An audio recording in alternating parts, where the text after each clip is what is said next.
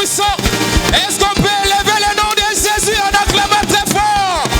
Applaudissons le roi des rois. Il mérite, il est Dieu. Yes. Alléluia. Alléluia. Il est Dieu. Il reste Dieu. Il ne change pas. Il est le même. Hier, aujourd'hui et éternellement. Il est au-dessus de nos problèmes.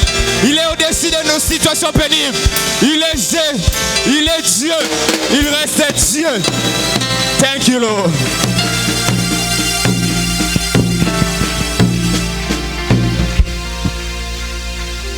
Nous nous inclinons pour la prière. Seigneur, notre Dieu, laisse que ton nom soit élevé au milieu des saints. Après cette adoration, ô Dieu, qu'à jamais dans nos cœurs tu sois toujours élevé, élevé au plus haut des cieux. Toi qui nous aimes d'un grand amour, toi qui nous tiens dans ta main puissante, ô Dieu, toi qui nous as établis dans ce monde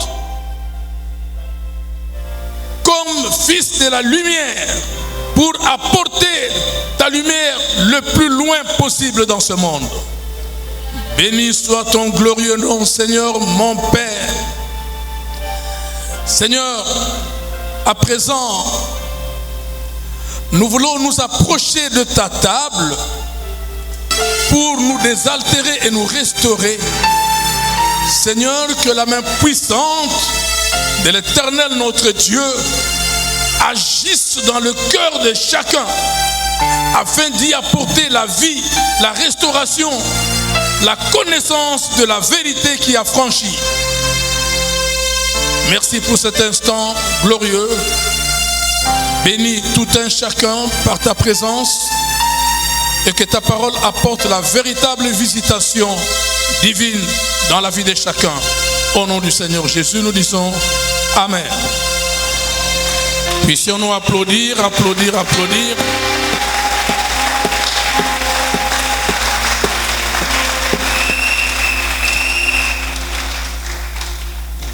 Voilà, bien-aimés frères et sœurs, nous vous saluons dans le nom de Jésus-Christ, tout en espérant que tout le monde est en forme. Je vous vois en forme, dans la présence du roi des rois. Nous sommes devant son trône pour contempler sa majesté et pour écouter sa merveilleuse voix parler au plus profond de nos cœurs. Bien-aimé, l'adoration, il faut le faire. Il faut adorer Dieu. Il le mérite. Parce qu'il est bon. Il est bon pour chacun de nous. Il est bon pour toi et pour moi. Et tout ce que nous pouvons lui donner, tout ce que nous pouvons lui remettre, il n'y a que l'adoration de notre cœur. Une adoration qui sort du cœur et qui monte vers le trône de gloire. Il aime beaucoup ça et il le mérite de toutes les façons. Amen. Amen, amen. Ok, là nous sommes dans la joie de partager avec vous quelque chose de précieux, quelque chose de sensible. Nous disons également un gros bonjour, une grande salutation aux bien-aimés et à tous ceux qui nous suivent sur Facebook. Laisse que le Seigneur notre Dieu, qui est en train de nous visiter, il vous visite également ce matin. Le thème que nous allons partager avec vous ce matin s'intitule « Les bonnes œuvres ». Les bonnes œuvres. Les bonnes œuvres, c'est ce que la Bible nous recommande toujours. Depuis l'Ancien Testament jusqu'à la fin des temps, Dieu ne cessera pas de nous rappeler que nous sommes appelé nous sommes venus auprès de lui pour pratiquer les bonnes œuvres. Les bonnes œuvres, il y en a tout plein. Dans le domaine tant spirituel que matériel. Mais ce matin, nous allons beaucoup plus vous parler de bonnes œuvres dans le domaine, dans leurs aspects matériels. Le domaine spirituel, nous exploitons ça régulièrement à cet endroit. Tout le monde est d'accord avec moi. Les bonnes œuvres dans le domaine spirituel, nous en parlons régulièrement ici. Qu'il s'agisse d'abandonner les péchés, qu'il s'agisse d'aimer Dieu, qu'il s'agisse de lui plaire dans toute notre marche, dans la vie chrétienne, nous en parlons régulièrement. Tous les hommes de Dieu qui défilent ici, sur cette chair, parlent beaucoup plus de ça. C'est pourquoi ce matin, le Seigneur nous a mis à cœur de parler des bonnes œuvres en épinglant, en insistant sur les aspects matériels de nos bonnes œuvres à toi et à moi. Nous verrons également les retombées de ces bonnes œuvres dans notre vie particulière et dans la vie communautaire. Et nous verrons également l'implication de ces bonnes œuvres matérielles dans le domaine spirituel. C'est des choses que nous avons déjà partagées en ces lieux. Et la parole de Dieu tout entière ne fait que nous rappeler ce que nous avons déjà vu, nous rappeler ce que nous avons déjà entendu. Amen. Amen, amen. On va nous lire le premier passage dans le livre de l'épître de Paul, de la deuxième épître de Paul aux Corinthiens. On va nous lire le chapitre 8 et le verset 7e. 2 Corinthiens 8, 7, lecture faite au nom de Jésus-Christ. Amen. De même que vous excellez en toutes choses, en foi, en parole, en connaissance, en zèle à tous égards, et dans votre amour pour nous, faites en sorte d'exceller aussi dans cette œuvre de bienfaisance. Amen. On peut s'asseoir et une fois de plus on applaudit pour la présence de notre Dieu et pour sa parole.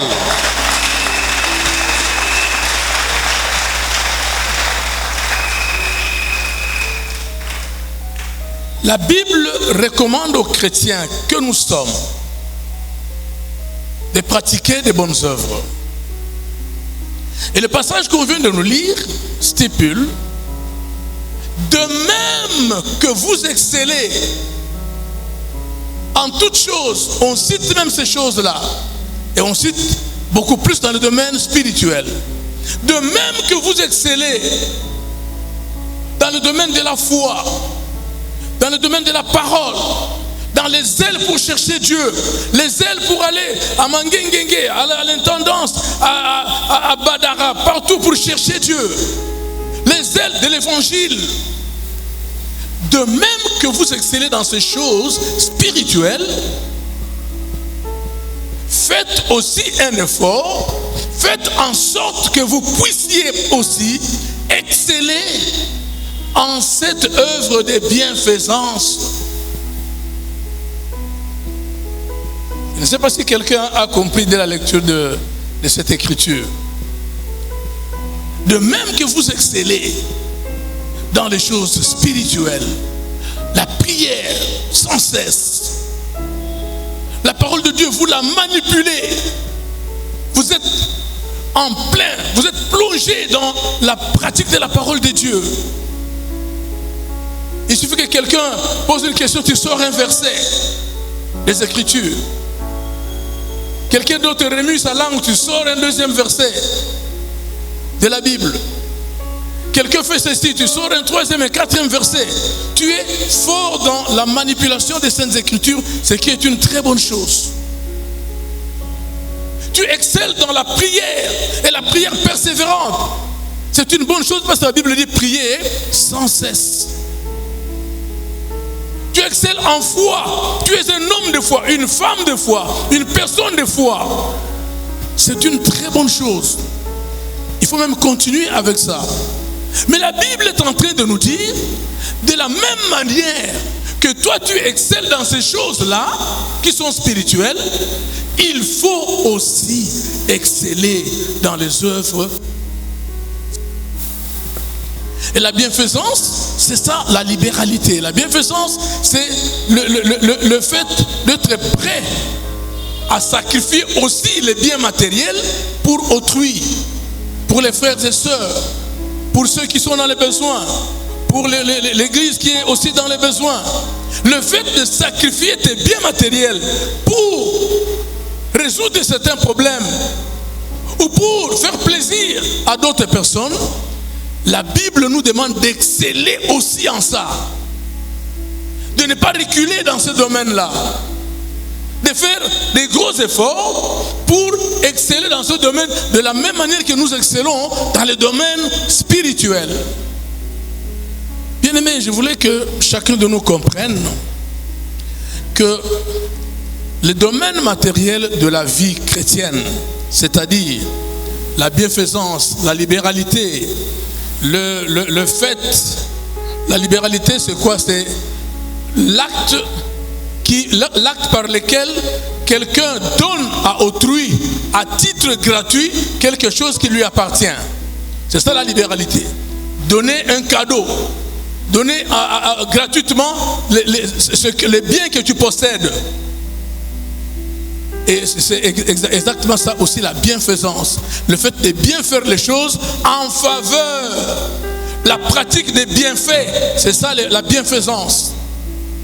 Et ça, le contexte dans lequel cette écriture, cette parole a été écrite, c'est Paul qui exhorte les Corinthiens, parce qu'il y avait à cette époque une grande famine qui a sévi à Jérusalem.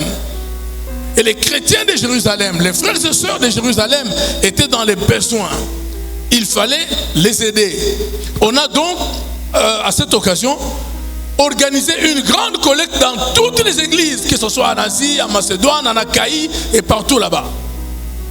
Et Paul est en train d'écrire à l'Achaïe, donc chez les Corinthiens, pour dire, vous devez exceller dans la bienfaisance, dans les œuvres des bienfaisances. Et comment? De la même manière que vous excellez, parce qu'effectivement, les Corinthiens, à cette époque-là, c'était l'une des églises qui était très spirituelle. C'est-à-dire, une des églises où il y avait l'exercice de tous les dons spirituels. La Bible ne dit pas la même chose pour les Éphésiens, pour les Macédoniens, pour les Colossiens, pour les Philippiens. Il ne dit pas la même chose.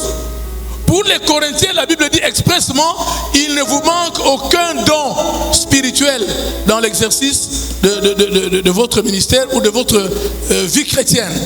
Il ne vous manque aucun don. Donc c'était des gens, dans le domaine spirituel, ils excellaient. Dans la prophétie, ils excellaient. Dans la pratique de la parole de Dieu, ils excellaient. Voilà pourquoi Paul leur dit, il prend l'exemple de ce qu'ils font, là où ils sont forts dans le domaine spirituel. Il dit cette force-là, ce zèle-là que vous montrez dans le domaine spirituel, il faut aussi montrer le même zèle dans les affaires matérielles. Parce que dans les matériels, il y a aussi des grandes bénédictions à retirer. Amen. Amen, amen. Bien-aimés, nous avons déjà dit ici au milieu de vous que les choses que nous faisons dans le domaine matériel, la bienfaisance, les bonnes œuvres que nous pratiquons dans le domaine matériel ont aussi une incidence réelle dans le monde spirituel. Tout ce que nous faisons dans le matériel, parce que je sais qu'il y a beaucoup de serviteurs de Dieu qui ont tendance à maintenir les choses matérielles d'un côté, les choses spirituelles de l'autre. Comme s'il y a une ligne de démarcation qu'on ne peut pas partir d'un domaine à un autre. Il y en a qui disent que si tu ne pratiques pas les bonnes œuvres, tu ne payes pas ta dîme, tu ne donnes pas les offrandes correctement, tu ne fais pas la bienfaisance ou la libéralité, eh bien tu ne seras pas béni matériellement. Tu iras au ciel, tu seras avec Dieu, dans le spirituel tu seras très bien, mais dans le matériel tu seras dans la sécheresse, tu seras dans la pauvreté, tu seras dans les difficultés sur le plan matériel. C'est oui ou non, ils ont raison juste d'un côté. Ils ont raison dans le sens où si tu ne donnes pas, tu n'es pas libéral, tu n'es pas dans la bienfaisance, dans le domaine matériel, tu seras dans la... Claire, c'est la Bible qui le dit. Mais là où ils n'ont pas raison, ils rassurent aux gens que vous irez au ciel, il n'y a pas de problème, mais dans la vie sur terre, ça sera difficile pour vous. Non, ils n'iront pas au ciel. Nous, bien-aimés, il faut que nous comprenions. Quelqu'un qui ne fait pas la volonté de Dieu, qui ne paye pas sa dîme, ou qui paye sa dîme en partie, qui ne donne pas les offrandes à Dieu correctement, mais le ciel est fermé, bien-aimés. Le ciel est fermé. Donc il n'y a pas que, parce que les gens se limitent à lire les passages de Malachie 3 que nous allons lire si le Seigneur nous en donne l'occasion. Les gens se limitent à lire ce passage-là et pour rapporter aux autres que, vous voyez, le ciel sera fermé, vous n'aurez pas la bénédiction, la rosée du ciel, vous en serez privés, et ainsi de suite. Mais la Bible ne se limite pas au seul livre de Malachie. Non, la Bible ne se limite pas là-bas, bien-aimés. La Bible va plus loin. Et nous verrons ça au cours de cette intervention. Les biens matériels ont une incidence réelle dans le domaine spirituel et même dans la vie éternelle. Amen. On nous lit Malachie 3 parce que il faudrait commencer par là. Malachie 3, 7, on descend. Malachie 3, 7, on descend, lecture faite au nom de Jésus. Amen. Depuis le temps de vos pères, vous vous êtes écartés de mes ordonnances. Vous ne les avez point observées. Revenez à moi et je reviendrai à vous, dit l'Éternel des armées. Et vous dites, en quoi devons-nous revenir? Un homme trompe-t-il Dieu? Car vous me trompez. Et vous dites, en quoi t'avons-nous trompé? Dans les dîmes et les offrandes. Vous êtes frappés par la malédiction et vous me trompez, la nation tout entière. Apportez à la maison du trésor toutes les dîmes, afin qu'il y ait de la nourriture dans la maison. Mettez-moi de la sorte à l'épreuve, dit l'Éternel des armées, et vous verrez si je n'ouvre pas pour vous les écluses des cieux. Si je ne répands pas sur vous la bénédiction en abondance. Amen. Là, que le Seigneur soit loué. La Bible est en train de nous retracer ce problème qu'il y a eu en Israël entre Dieu et son peuple. C'est une discussion. Je crois que vous avez senti que c'est une discussion. Bien que c'est un oracle que le prophète Malachie a eu, mais cet oracle traduit un problème qui est entre Dieu et son peuple. Dieu accuse son peuple. Il dit que vous êtes en train de me tromper et vous me volez. Et les gens posent la question, mais en quoi t'avons-nous trompé? Est-ce qu'un homme peut-il tromper Dieu? Il dit oui, vous me trompez. Et non seulement vous me trompez, mais vous êtes frappé de la malédiction, la nation tout entière. Il dit cela, ce n'est pas maintenant, depuis les temps de vos ancêtres. C'est-à-dire que c'est de longues dates, c'est depuis très longtemps que beaucoup d'enfants de Dieu trompent toujours Dieu dans la pratique de la dîme et des offrandes. Les offrandes dans leur globalité, parce qu'il y a plusieurs types d'offrandes, on a déjà vu ça avec vous, on ne va pas y revenir. Mais Dieu dit, vous me trompez. Et ce qui est important là-bas, c'est que Dieu prononce une malédiction sur son peuple. Alors que le peuple de Dieu, c'est le peuple béni. La Bible appelle le peuple de Dieu les bénis de l'Éternel. Mais dans ces bénis de l'Éternel, Dieu dit, vous êtes frappés de la malédiction. Pourquoi? Parce que les gens ont trompé Dieu. Bien-aimés, combien parmi nous trompent Dieu régulièrement? Combien d'enfants de Dieu à travers le monde trompent Dieu à longueur de journée? Chacun de nous sait que tout ce que nous avons comme bien, toi et moi, tout ce que nous avons comme bien, matériel comme spirituel, même ton propre corps là, même l'intelligence que tu as, les diplômes que tu as, les maisons que tu as, les voitures que tu as, les biens meubles et immeubles, ça appartient à Dieu. Tout le monde est d'accord avec moi, ça appartient à Dieu. Nous ne sommes que des simples gérants. Et quand quelqu'un donne il fixe également les modalités de fonctionnement.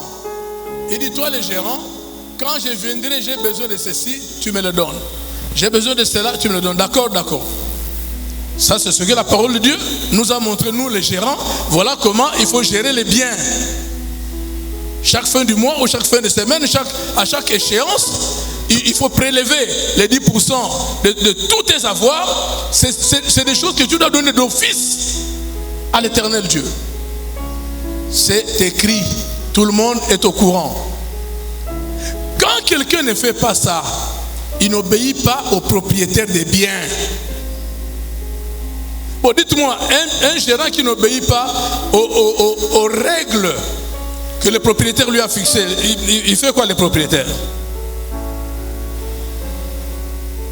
Il vient ravir les biens, non? Il vient récupérer ses biens, il donne à quelqu'un d'autre. Le gérant reste main vide. Il n'a plus rien à gérer. C'est comme ça que Dieu dit à Israël, vous êtes frappés par la malédiction parce que vous me trompez.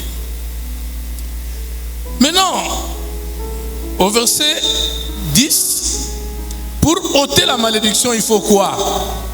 Apporter à la maison du trésor toutes les dîmes au pluriel.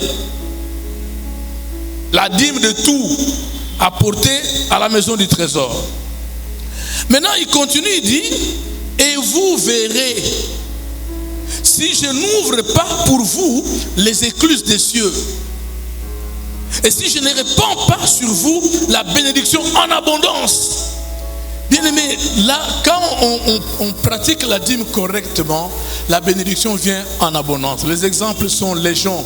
Je ne sais pas si on aura le temps de citer certains d'entre eux ici. Quand on pratique la dîme, la bénédiction est en abondance. Mais la pratique correcte, c'est-à-dire quoi? C'est lui qui paye sa dîme dans la... Il y a des gens qui ont une manie, je ne sais pas d'où est-ce qu'ils tirent ça. Il a la moitié, je vais amener à l'église. L'autre moitié, je vais donner aux mendiants en ville là-bas. Une part, je vais faire ceci, je vais donner aux gens. Mais toi, tu deviens... On demandait de gérer les biens dans leur globalité. Les choses qui concernent Dieu, les domaines privés de Dieu, tu ne gères pas. La dîme, c'est son domaine privé. Ça doit rentrer chez lui. Il a mandaté des gens qui vont gérer ça. C'est pas à toi de gérer. Amen. Donc quand on ne paye pas correctement sa dîme, on bloque la bénédiction. Notre sœur Irène nous a parlé ici, après son expérience où elle est montée au ciel et au paradis. Elle a vu tout un tas de choses. Elle nous a parlé de la dîme. Dieu lui a dit, va leur dire. C'est lui qui... Parce que tel que nous, on parle même dans les églises, je sais que c'est faible par rapport au témoignage de notre sœur Irène. Dieu lui a dit, les gens ne comprennent rien. Dites-leur, la dîme, on la paye à l'église et à l'église où les hommes de Dieu sont reconnus par Dieu. Tu payes ta dîme au marché. Tu vas au marché, ta dîme chez le prédicateur qui prêche au marché là-bas. Tu ne connais ni sa vie, ni son témoignage, ni son appel. La dîme est partie où? Dans l'eau du fleuve et où? Dieu n'a pas vu. Il ne reconnaît pas. C'est ce que notre bien-aimé nous a dit ici. Tout le monde a suivi. Tu donnes la dîme en partie, Dieu n'a pas vu. Lui, il ne voit que la totalité de la dîme. Il faut que nous comprenions ces choses, bien-aimés, parce que c'est faute de connaissance que le peuple de Dieu meurt. Il faut connaître, il faut apprendre à connaître les choses. On va nous lire, avant de passer, avant de clôturer avec cette étape, on nous lit dans Tite 3. Tite chapitre 3, on nous lit le verset 14. Tite 3, lecture faite au nom de Jésus. Amen. Il faut que les nôtres aussi apprennent à pratiquer de bonnes œuvres pour subvenir aux besoins pressants afin qu'ils ne soient pas sans produire de fruits. Amen. Je ne sais pas si tout le monde a suivi. Paul est en train de dire ceci à son enfant en la foi, Tite, qui est serviteur de Dieu, qui est responsable quelque part. Paul lui dit, il faut, c'est une obligation, il faut que le nôtre là c'est toi et moi, c'est nous les enfants de Dieu. Il faut que le nôtre apprenne aussi à subvenir, à poser des bons actes, à pratiquer des bonnes œuvres pour subvenir aux besoins pressants. Paul est en train d'exhorter son fils qui est responsable des enfants de Dieu. Il dit, il faut leur dire qu'ils doivent apprendre à pratiquer des bonnes œuvres afin de subvenir aux besoins pressants. L'Église est dans un besoin pressant. C'est nous, enfants de Dieu, qui devons subvenir à ce besoin à partir de nos bonnes œuvres que nous posons, à partir des bonnes œuvres que nous pratiquons. Nous trouvons la solution à ce problème. Un bien-aimé est dans une situation difficile, il est éprouvé, il est malade, il est dans ceci ou dans cela. C'est l'Église, ce sont ses frères et sœurs qui doivent subvenir à ce besoin pressant. Et il termine par dire, il faut qu'il fasse ça. Pourquoi? Afin qu'il ne soit pas sans produire de fruits. Qu'ils ne soient pas des arbres qui ne produisent pas de fruits. Il faut que les nôtres, les enfants de Dieu, soient des arbres qui produisent du fruit. Un fruit abondant qui plaît au maître. S'il n'y a pas de fruits, vous connaissez l'histoire de notre cher figuier. Les figuiers a séché. Quand un arbre sèche, on fait quoi? On coupe, on va préparer le foufou avec ça. On amène à la boulangerie, on fabrique du pain avec ça. Donc un chrétien qui a séché parce qu'il ne produit pas de bonnes œuvres, eh bien c'est un bon à rien pour Dieu. Dieu n'a rien à voir, il n'a rien à faire avec lui. Dieu veut du fruit. C'est pourquoi Paul insiste auprès de Tite, il faut qu'il produise du fruit, qu'il ne soit pas sans fruit, qu'il ne soit pas oisif, qu'il ne soit pas inactif. Et donc, quand nous produisons ces bonnes œuvres, nous pratiquons ces bonnes œuvres, Dieu est content. La bénédiction vient, comme on vient de lire, la bénédiction vient en abondance. Et qui ne veut pas de la bénédiction en abondance ici? Qui ne veut pas être béni? Si je pose cette question ici, ou aux bien-aimés qui nous suivent à la télévision, qui ne veut pas être béni dans sa vie? Et la bénédiction dont il est question là-bas, bien-aimés, ce n'est pas seulement la bénédiction matérielle. Quand nous posons des bons actes, dans le domaine matériel, la bénédiction vient dans tous les domaines. Dieu, il est multidimensionnel, il est multisectoriel. Il vient, parce que tu as produit des bonnes œuvres, il vient bénir et ta maison, l'argent, les biens matériels, les habits, les diplômes, la santé, ainsi de suite. Il vient te donner aussi des bénéfices spirituels parce que tu te crées un trésor au ciel quand tu poses ces actes-là. Amen. Donc, quand on ne fait pas ça, c'est la malédiction, mais quand on le fait, c'est la bénédiction dans tous les sens. Dans le livre de Malachie, avant de terminer, l'Éternel Dieu dit: non seulement pour toi, je vais te donner la bénédiction en abondance, il va même plus loin pour dire, même la protection, je te l'assure. Au verset 11, il dit: pour vous, je menacerai celui qui dévore. Celui qui vient t'attaquer, Dieu le menace. Uniquement parce que tu as payé ta dîme correctement. Tu n'as rien fait d'autre que de remettre le droit de Dieu chez lui, mais pour cela il te bénit. Non, bien aimé, Dieu est bon. Dieu est bon. Même si toi tu n'acceptes pas, Dieu est bon. La dîme, c'est son droit. C'est son droit le plus strict. Ce n'est ni pour toi ni pour moi, c'est son droit. Et le fait pour toi de prendre son droit et de le lui remettre en bonne et due forme, il te donne encore la bénédiction plus que ça. Il n'était pas obligé de le faire. C'est son droit, c'est un contrat que vous avez signé avec lui. C'est une convention entre parties. Toi, tu travailles, lui te donne la force de travailler, lui il t'envoie l'argent, il t'envoie toutes sortes d'opportunités. Quand tu récoltes ton bénéfice ou ton salaire ou ton avoir en général, dans le contrat, les 10% tu les lui retournes, les 90% c'est pour toi, tu en fais ce que tu veux. Mais quand tu fais ça, quand bien même c'est son droit à lui, il n'est pas redevable à toi. Il n'était pas redevable. C'est son droit le plus strict. Mais quand tu fais ça, dans son amour, dans sa bonté, dans sa longanimité, il vient te bénir encore plus. Mais c'est quel Dieu qui nous a appelés? C'est quel Dieu en qui nous avons cru, toi et moi? Non, c'est un Dieu merveilleux.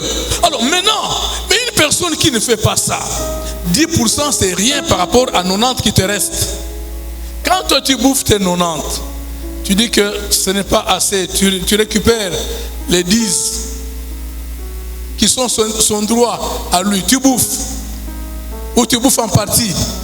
Mais tu n'es rien d'autre qu'un voleur. Excusez-moi, ce n'est pas une insulte, mais c'est ce que la Bible dit. Ce n'est pas moi qui le dis, c'est ce que la Bible dit.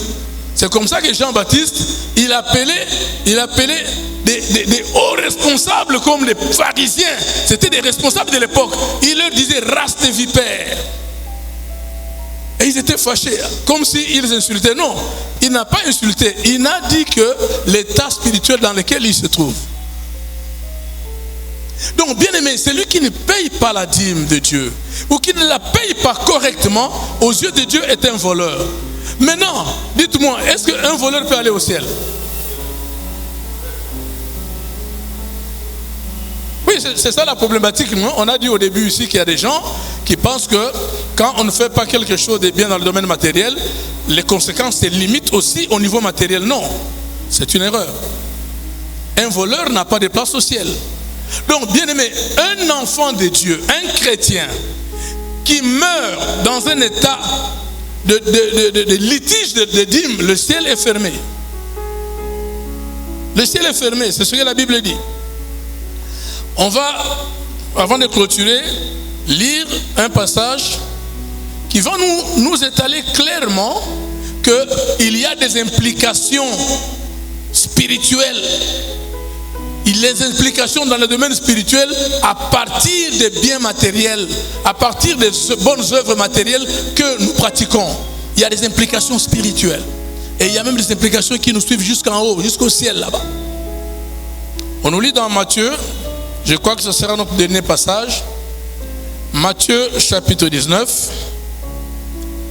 On nous lit le verset 16, du verset 16 au verset 21. Matthieu 19. Matthieu 19, 16 à 21, lecture faite au nom de Jésus-Christ. Amen. Et voici, un homme s'approcha et dit à Jésus, « Maître, que dois-je faire de bon pour avoir la vie éternelle ?» Il lui répondit, « Pourquoi m'interroges-tu sur ce qui est bon? Un seul est le bon. Si tu veux entrer dans la vie, observe les commandements. » Lesquels, lui dit-il? Et Jésus répondit, « Tu ne tueras point, tu ne commettras point d'adultère, tu ne déroberas point, tu ne diras point de faux témoignages. Honore ton père et ta mère, et tu aimeras ton prochain comme toi-même. » Le jeune homme lui dit, « J'ai observé toutes ces choses. Que me manque-t-il encore ?» 21. Jésus lui dit, « Si tu veux être parfait, va, vends ce que tu possèdes, donne-le aux pauvres, et tu auras un trésor dans le ciel. Puis viens et suis-moi. » Amen. Est-ce qu'on peut applaudir pour la parole du Seigneur?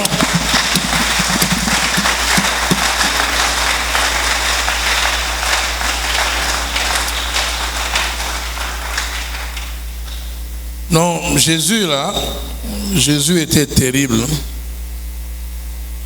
Tu sais qu'il y a certains passages des Écritures, quand tu lis ça, tu dis non, c'était Dieu. C'est pas possible. Un raisonnement comme cela ne peut sortir que de la tête de Dieu. Un jeune homme, il vient auprès de Jésus. Il vient lui poser un problème. La question est toute simple. Maître, que faut-il que je fasse pour hériter la vie éternelle? Il n'a pas demandé à Jésus que dois-je faire pour avoir beaucoup d'argent? Que dois-je faire pour avoir des bénédictions dans ce monde? La question était claire. La vie éternelle. Qu'est-ce que je dois faire pour hériter la vie éternelle? Jésus lui répond aussi tout aussi simplement. Il dit, il faut pratiquer le commandement de Dieu. Et l'enfant, le jeune homme lui dit, lequel? Quel commandement? Parce que le jeune homme était sûr que dans le domaine des commandements de Dieu tels que connus, il les pratiquait. Tous. Et Jésus reprend, tu ne tueras point, tu ne commettras point d'adultère, tu ne vas pas faire de faux témoignages, aime ton prochain comme toi-même, et ainsi de suite. Le jeune homme dit, bon, tout ça là, tout ce que tu cites là, je pratique ça tous les jours de ma vie, je suis dans ça. Mais ce qui est intéressant, le jeune homme pose la question à Jésus, que me manque-t-il encore? Je ne sais pas si tu comprends cette affaire-là. Jésus lui donne la panoplie de commandements pour qu'il sache que s'il obéit à ça, il a la vie éternelle en lui. Mais quelque chose dit au-dedans de ce jeune homme que non, ce n'est pas encore fini.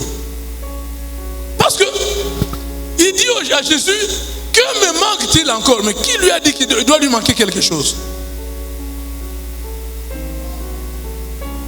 Je veux t'amener à comprendre ces raisonnements-là. Qui a dit à ce jeune homme que en dehors de tout ce qu'on a cité comme commandement de Dieu, il y a encore quelque chose qui te manque? Parce que autrement, il n'allait pas poser cette question. Il allait dire, bon, ok, donc Jésus a dit, tu ne tueras point, il ne feras pas d'adultère. Moi, je ne tue pas, je ne commets pas d'adultère, je ne fais pas de faux témoignages, je ne suis pas dans les mensonges, ainsi de suite. Donc, je suis dans la vie éternelle, je reste calme chez moi, je vais aller. Mais au lieu de ça, il rentre encore auprès de Jésus. Il dit, non, c'est bien tout ce que tu as dit, j'ai fait tout ça. Mais c'est comme s'il y a quelque chose qui manque. qu'est-ce qui me manque encore? C'est ça la question. Qu'est-ce que me manque-t-il encore? Alors Jésus dit, ok, je crois que tu comprends la leçon. Je vois que tu comprends la leçon. Alors, va, vends tout ce que tu as, distribue-les aux pauvres. En faisant cela, tu te fais un trésor au ciel. Bien aimé, c'est cet aspect qui est important pour les chrétiens. Tu distribues les choses matérielles, l'argent, les voitures, les biens. Mais Jésus dit, tu te crées un trésor au ciel. Donc vous voyez que les biens matériels ne s'arrêtent pas ici sur terre. L'histoire de la dîme, des offrandes et des collectes, ainsi de suite, ça ne s'arrête pas ici. Ce n'est pas parce qu'on a fait la collecte pour les prédicateurs et puis on lui a donné son argent, il est allé acheter du lait ou son foufou ou quoi là, et puis ça s'arrête là. Non! Ça ne s'arrête pas ici. Ça va plus loin.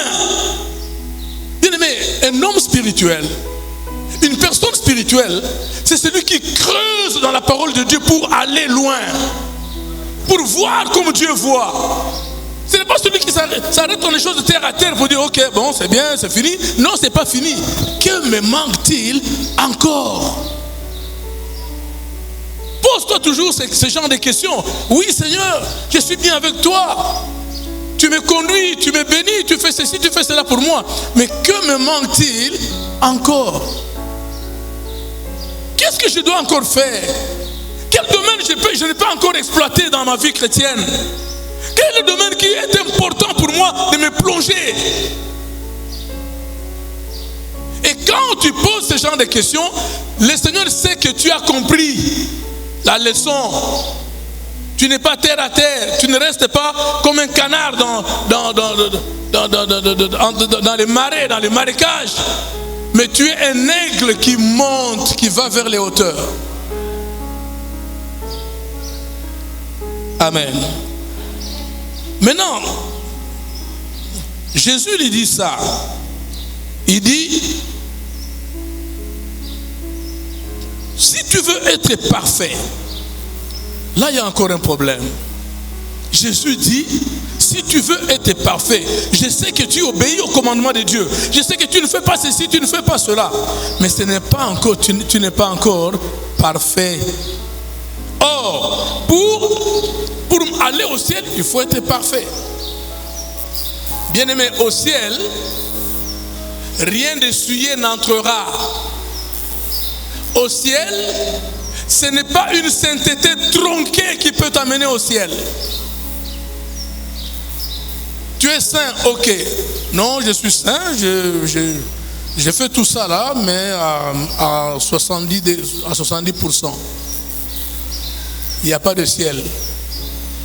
Je suis saint, mais à 80%. Il n'y a pas de ciel. Je suis saint à 90%. Il n'y a pas de paradis. Je suis saint à 95%. Il n'y a pas de ciel. Je suis saint à 100%. La porte est ouverte.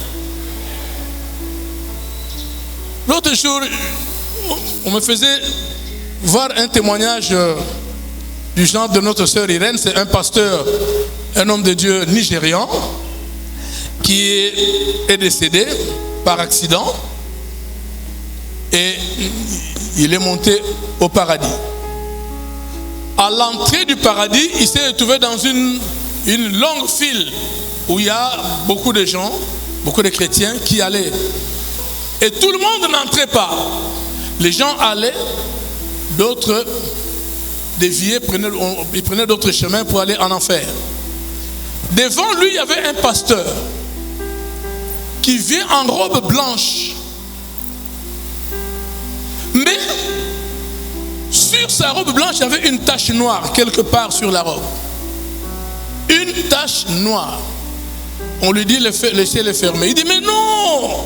Mais je suis chrétien, je suis même serviteur de Dieu. J'ai fait tous mes efforts pour me maintenir dans la sainteté. Les anges disent, oui, tu t'es maintenu dans la sainteté, mais pas à 100%. Rappelle-toi que dans le monde, tu étais colérique. Cette tâche-là, c'est l'esprit de colère. Ici, là, ça n'entre pas. Notre bien-aimé Nigérian, quand il voit les pasteurs se détourner, on l'envoie en enfer. Il a commencé à trembler. Pour moi, ici, là, c'est fini.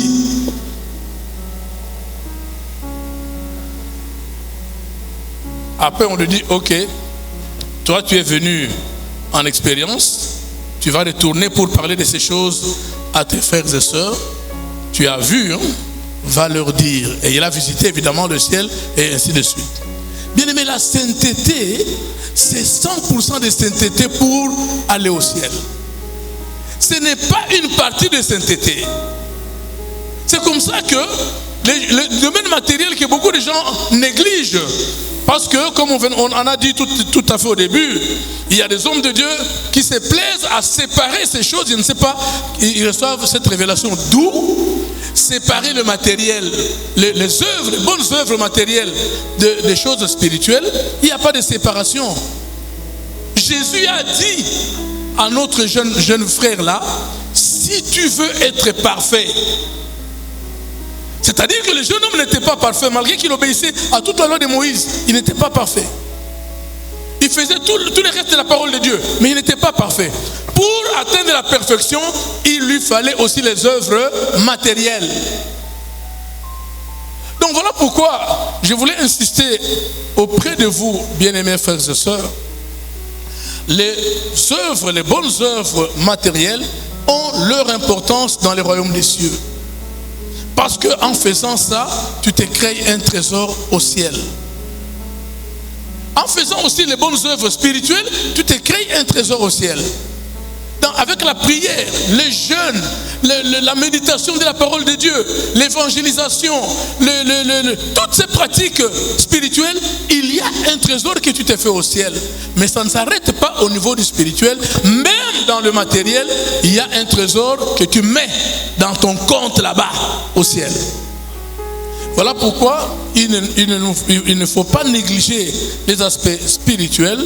Et il ne faut pas négliger non plus les aspects matériels de la vie chrétienne. Quand nous faisons les bonnes œuvres, ce n'est pas seulement pour le bien des autres, c'est d'abord pour notre bien.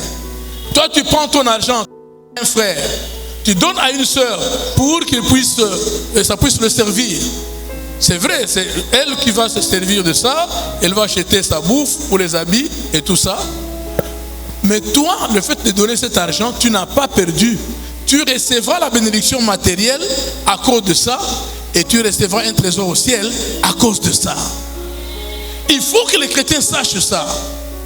Bien aimé, il y a des amis qui se plaisent à dire, et ça, il faut que nous fassions attention.